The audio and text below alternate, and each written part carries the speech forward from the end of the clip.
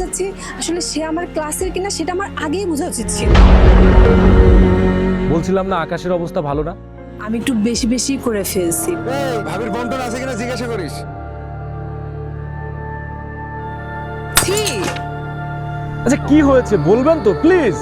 আমরা তো চাইলে রিক্সা আসতে পারতাম না? আমার তো দরকার নেই।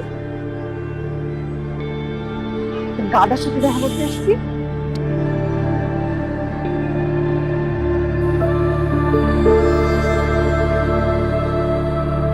আপনি এক্ষুনি আসেন। বড় ধরনের একটা মিস্টেক হয়ে গেছে।